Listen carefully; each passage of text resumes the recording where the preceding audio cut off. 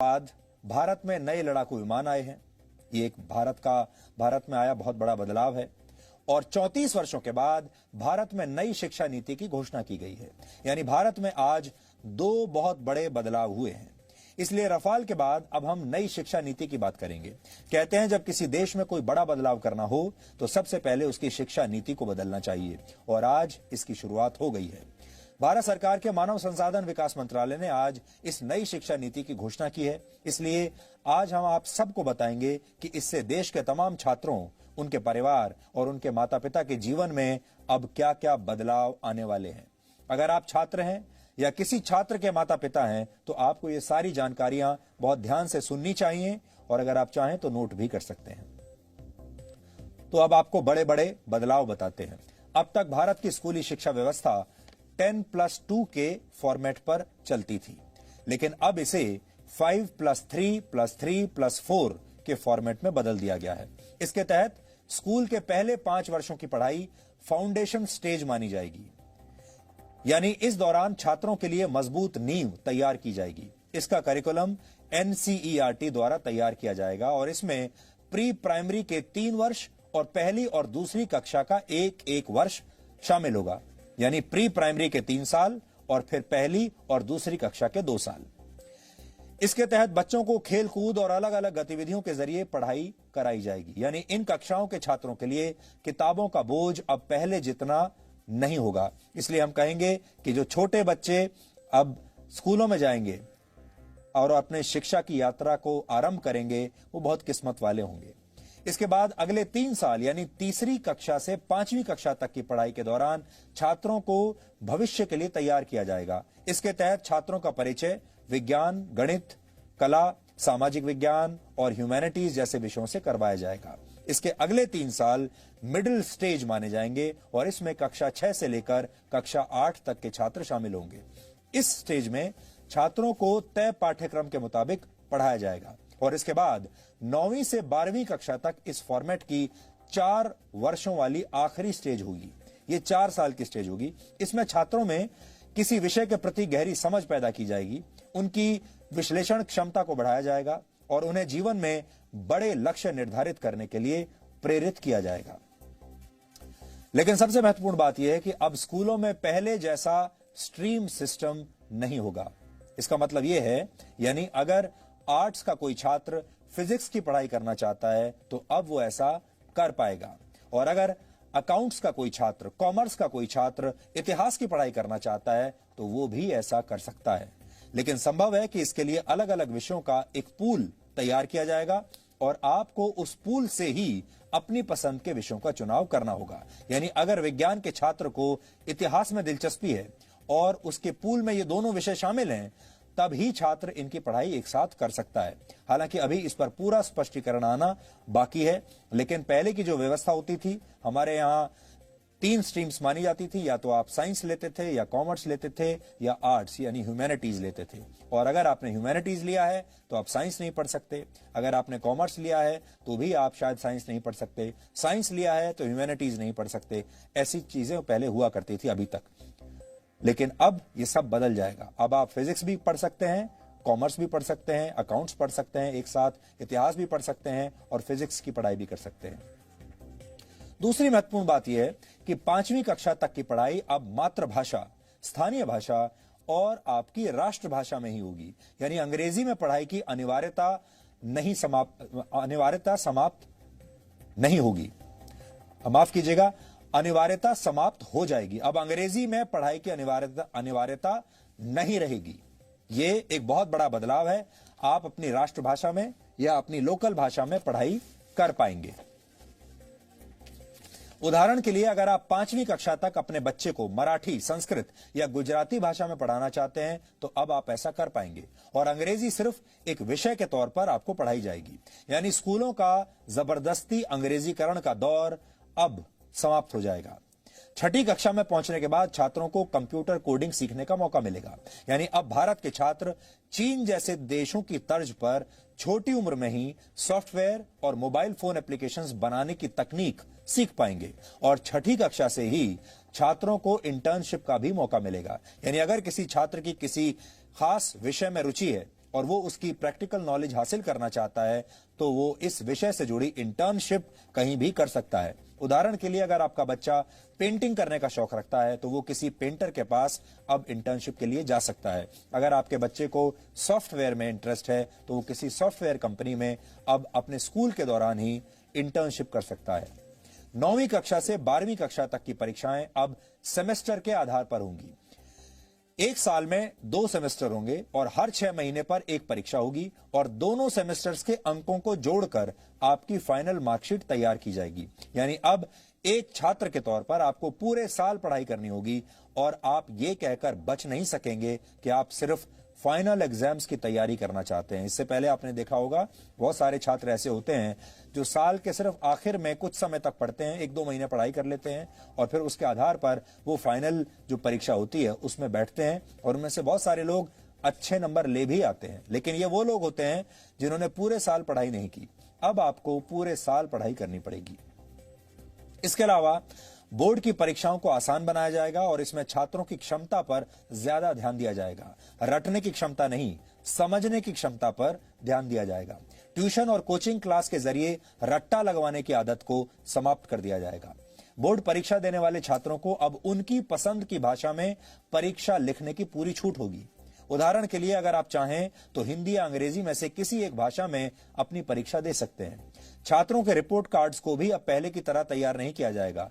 किसी छात्र को फाइनल मार्क्स देते समय उसके व्यवहार, एक्स्ट्रा करिकुलर एक्टिविटीज में उसके प्रदर्शन और उसकी मानसिक क्षमताओं का भी ध्यान रखा जाएगा।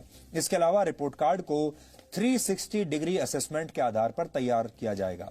इसमें छात्र खुद को भी अंक देंगे, यानी अपना खुद का भी विश्लेषण करेंगे। विषय पढ़ाने वाले शिक्षक भी छात्र को अंक देंगे और छात्रों के सहपाठी भी उनका आकलन करेंगे। कॉलेज में पढ़ाई करने वाले छात्रों के लिए भी इस नई शिक्षा नीति में बहुत सारे बदलाव किए गए हैं। इसलिए जो छात्र अब कॉलेज में इसके बाद जाने वाले हैं वो भी ध्यान से अभी देख लें। अब देश के छात्र कॉलेज में एडमिशन के लिए कॉमन एप्टीट्यूड टेस्ट दे पाएंगे। इसका अर्थ यह है कि अगर 12वीं कक्षा के बोर्ड एग्जाम्स में आपके ठीक नंबर नहीं आए हैं या आपके मार्क्स इतने नहीं आए हैं कि आपको कट ऑफ परसेंटेज के आधार पर सीधे किसी कॉलेज में एडमिशन मिल पाए, तो आप कॉमन एप्टीट्यूड टेस्ट भी दे सकते हैं और फिर इस टेस्ट में आपके प्रदर्शन को आपके 12वीं कक्षा के नंबरों के साथ जोड़ दिया जाएगा और उस आधार पर आपको आपके मनपसंद कॉलेज में एडमिशन मिल पाएगा। ग्रेजुएशन की पढ़ाई को 3 और 4 वर्षों के कोर्स ड्यूरेशन में अब बांट दिया जाएगा। पहले अगर आप कॉलेज की पढ़ाई बीच में ही छोड़ देते थे तो आपको ग्रेजुएशन की डिग्री नहीं मिलती थी। या तो आप पूरी पढ़ाई कीजिए और या बिल्कुल मत कीजिए। लेकिन नई शिक्षा नीति लागू होने के बाद अगर आप 1 साल के बाद कॉलेज छोड़ देते हैं तो आपको सर्टिफिकेट दिया जाएगा। ये आपका सर्टिफिकेट कोर्स माना जाएगा। अगर आपने कॉलेज का फर्स्ट ईयर कंप्लीट कर लिया और उसके बाद पढ़ाई छोड़ दी तो आपको सर्टिफिकेट कोर्स का सर्टिफिकेट मिलेगा। इसी तरह अगर आप सेकेंड ईयर पास करने के बाद 2 साल के बाद पढ़ाई छोड़ देते हैं तो आपको डिप्लोमा दिया जाएगा। और अगर आप थर्ड ईयर यानी 3 साल की पढ़ाई पूरी कर लेते हैं तो आपको बैचलर्स डिग्री दी जाएगी। और अगर आप 4 साल का कोर्स करके बैचलर्स डिग्री लेना चाहते हैं तो आपको रिसर्च के सर्टिफिकेट के साथ ये डिग्री मिलेगी। इससे उन छात्रों को बहुत फायदा होगा जो कॉलेज के दौरान किसी प्रोजेक्ट पर काम कर चुके हैं। 4 वर्ष के इस कोर्स में स्कूल के छात्रों की तरह कॉलेज के छात्र भी अलग अलग विषयों की पढ़ाई एक साथ कर पाएंगे। इस व्यवस्था को मल्टी एंट्री और मल्टी एग्जिट वाली व्यवस्था कहा जाता है।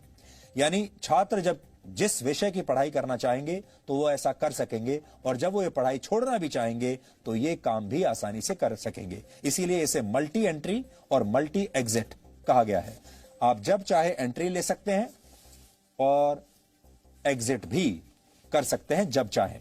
इसके अलावा एक एकेडमिक बैंक ऑफ क्रेडिट बनाया जाएगा। इसके तहत अगर आप एक से ज्यादा कोर्स एक साथ करना चाहते हैं तो आप ऐसा कर पाएंगे और जिस कोर्स को आप जहां तक कंप्लीट करेंगे उसके अंक इस क्रेडिट बैंक में जमा हो जाएंगे और फिर जब आप फाइनल डिग्री के लिए कोई कोर्स करेंगे तो उस क्रेडिट को इसमें जोड़ दिया जाएगा। ये पूरी व्यवस्था पूरी तरह से डिजिटल होगी, ऑनलाइन होगी। मानव संसाधन विकास मंत्री रमेश पोखरियाल निशंक और उनकी टीम ने इस नई शिक्षा नीति पर आज क्या कहा, यह भी आज आपको सुन लेना चाहिए। कि पूरी दुनिया में शायद इससे बड़ा परामर्श, विचार विमर्श कभी नहीं हुआ होगा।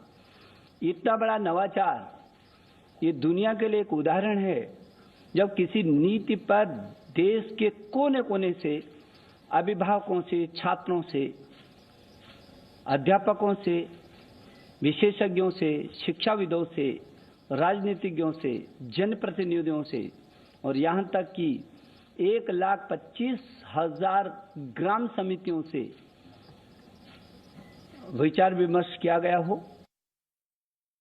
यह बेहद महत्वपूर्ण है क्योंकि 34 साल से शिक्षा नीति में परिवर्तन नहीं हुआ था और इसलिए आज का ये जो परिवर्तन है और जो नई शिक्षा नीति है, मुझे विश्वास है कि पूरा समाज और सभी देशवासी इसका स्वागत करेंगे और दुनिया के शिक्षाविद भी इसको निश्चित रूप से सराहना करेंगे। आज की व्यवस्था में यदि 4 साल इंजीनियरिंग पढ़ने के बाद या 6 सेमेस्टर पढ़ने के बाद किसी कारणवश मैं आगे नहीं पढ़ सकता हूं, तो मेरे पास कोई उपाय नहीं है, मैं आउट ऑफ दिस सिस्टम हो जाता हूं। Multiple entry and exit system में ये रहेगा कि 1 साल के बाद सर्टिफिकेट, 2 साल के बाद डिप्लोमा, 3 या 4 साल के बाद डिग्री, यानी और multiple entry through academic bank of credit, जो नीचे बुलेट है कि मेरे जो क्रेडिट फर्स्ट ईयर के हैं, सेकेंड ईयर के हैं, जैसे बैंक के सेविंग अकाउंट होते हैं वैसे ही एकेडमिक क्रेडिट में डिजी लॉकर के माध्यम से हमारे वहां पर क्रेडिट रहेंगे, so that in the third year if I want to take a sabbatical for a year or I want to take a break for any reason, family condition or otherwise for some time, and I return after a fixed period, within a fixed period of which will be prescribed by the new Higher Education Commission. If I come back to the education system, I will not be asked to repeat the first and second year. My credits are already there in the academic credit bank. I will utilize those credits for my further education. आप सब जानते हैं कि अभी 10+2 structure है, जिसमें जो पहले 10 वर्ष हैं उनका एक तरह से फेज वाइज करिकुलम होता है। फिर सडनली जब आप सेकेंडरी में जाते हैं, +2 में जाते हैं, तो सब्जेक्ट जो है स्पेशलाइजेशन होने लगती है। यहाँ पर जो हम सिस्टम लेकर के आए हैं वो 15 वर्ष का जो आप देख रहे हैं 5+3+3+4, उसमें 3 वर्ष तो पूर्व प्राथमिक हैं। उसी तरह जो +4 लिखा है वो 9th to 12th है। इसमें भी जैसा कि सर कह रहे थे, जैसा हायर एजुकेशन में है, कोई स्ट्रीम्स नहीं है, मल्टी डिसिप्लिनरी होगा। अगर बच्चा फिजिक्स के साथ, जैसा सर ने कहा, फैशन स्टडीज लेना चाहे, बेकरी, कन्फेक्शनरी कुछ पढ़ना चाहे केमिस्ट्री के साथ, इट विल बी परमिटेड। एक महत्वपूर्ण बात यह भी है कि अब स्कूलों और उच्च शिक्षा संस्थानों में संस्कृत भाषा को भी बढ़ावा दिया जाएगा। संस्कृत के विश्वविद्यालयों में अलग अलग विषयों की पढ़ाई संस्कृत में कराई जाएगी। स्कूल और कॉलेज में भी संस्कृत की पढ़ाई पर जोर दिया जाएगा। आईआईटीज की शिक्षा व्यवस्था को भी पहले से ज्यादा समग्र बनाया जाएगा और अब इन उच्च शिक्षा संस्थानों में आर्ट्स और ह्यूमैनिटीज के विषय भी पढ़ाए जाएंगे। इससे आर्ट्स और ह्यूमैनिटीज के छात्र विज्ञान की जानकारियों का इस्तेमाल दूसरे क्षेत्रों में अपनी स्किल्स को बेहतर करने के लिए कर पाएंगे। कुल मिलाकर अब देश की शिक्षा व्यवस्था ऐसी होगी कि छात्र व्यावहारिक ज्ञान हासिल करके देश के लिए बड़े बड़े आविष्कार कर पाएंगे। संगीत, कला और साहित्य को देश के हर कॉलेज में पढ़ाया जाएगा और अब उन पेरेंट्स को और छात्रों के लिए भी एक महत्वपूर्ण जानकारी है जो स्कूल और कॉलेज की फीस को लेकर हमेशा चिंतित रहते हैं। इसके तहत नए नियम निर्धारित किए जाएंगे और स्कूल और कॉलेज एक निश्चित फीस से ज्यादा पैसा आपसे नहीं ले पाएंगे। अब आप ये सोच रहे होंगे कि नई शिक्षा व्यवस्था, ये नई नीति लागू कब से होगी? तो यहां आपको बता दें कि इसके लिए जो बिल तैयार किया गया है उसका नाम है नेशनल हायर एजुकेशन बिल। इस बिल को फिलहाल कैबिनेट ने मंजूरी दे दी है और अब इसे संसद में पेश किया जाएगा और इसके बाद ये कानून की शक्ल ले लेगा और फिर राज्य सरकारों को भी इस पर कानून बनाकर अपने अपने राज्यों में इसे लागू करना होगा। इसी शिक्षा नीति की घोषणा के साथ मानव संसाधन विकास मंत्रालय का नाम भी अब बदल दिया जाएगा और अब इसका नाम हो जाएगा शिक्षा मंत्रालय, जो कि बहुत सरल है और ये काम बहुत पहले कर देना चाहिए था।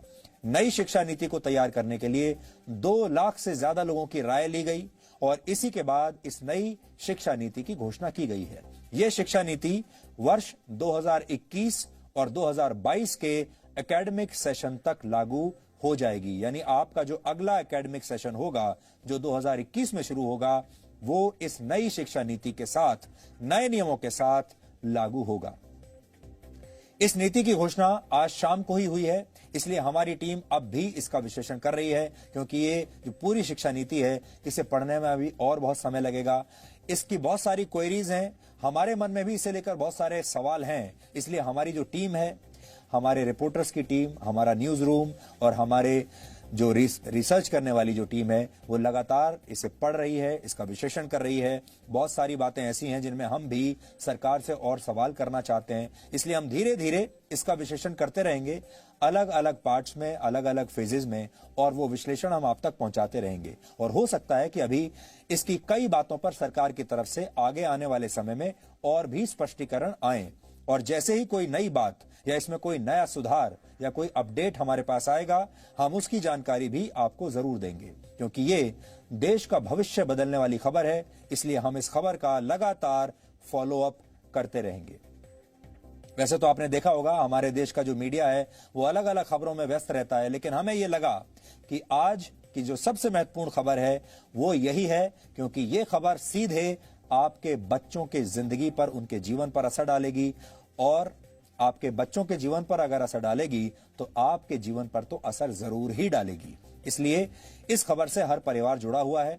आप भी इस नई शिक्षा नीति को अच्छे से पढ़ लीजिए, समझ लीजिए। अगर आपको कोई बात समझ में नहीं आ रही है तो आप हमें लिख सकते हैं, हम सरकार से बात करके आपके मन में अगर कोई शंका है तो उसे दूर करने की आगे भी कोशिश करेंगे। Presenting B News app available on Google Play and App Store. Download it now.